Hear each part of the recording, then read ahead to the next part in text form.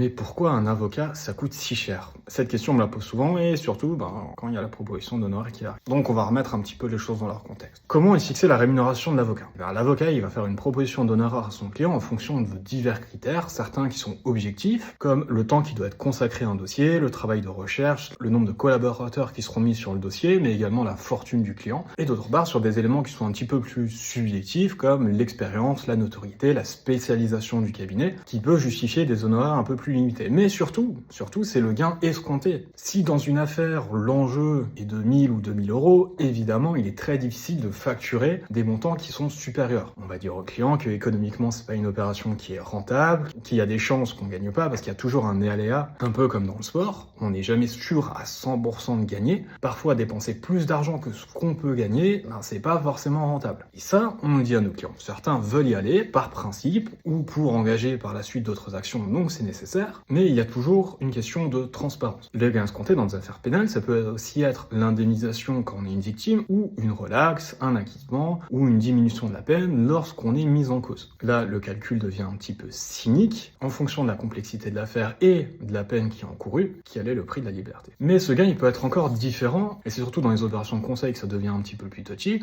parce qu'on est sur un gain escompté qui est futur, qui va dépendre de l'action qu'on va mettre en place, notamment dans le cadre d'une optimisation fiscale ou de la restructuration d'un groupe, où le gain ne va pas être de l'argent gagné, mais des économies d'argent. Donc in fine, ça reste quand même un gain, mais qui se matérialise par une économie et non pas par une rentrée d'argent. Cet aspect, parfois, il peut être un petit peu plus compliqué à expliquer aux clients. Forcément, en tant que professionnel du droit, on prend en compte tous ces éléments avant de fixer des honoraires et de les proposer aux clients. Et au début d'une affaire, c'est certain que ça peut paraître conséquent. Mais quand on met en balance par rapport à ce qu'on peut réussir à obtenir, au final, on se rend compte que très souvent, le rapport coût-bénéfice, il est favorable à notre client. Et c'est là que vous allez me dire, surtout en matière de conseil en droit des sociétés, aujourd'hui, il y a des legal tech, des sociétés sur Internet, des IA qui peuvent faire le même travail. Oui, elles font le même travail, et moi, je calcule plus le nombre de clients qui sont venus nous voir après être passés sur ces legal tech parce que le travail était fait n'importe comment. Et surtout, en tant que professionnel du droit, à l'instar des notaires, des huissiers, des experts comptables, des gestionnaires de patrimoine, on est assuré. On paye tous les mois une assurance auprès du barreau, on peut avoir une assurance complémentaire.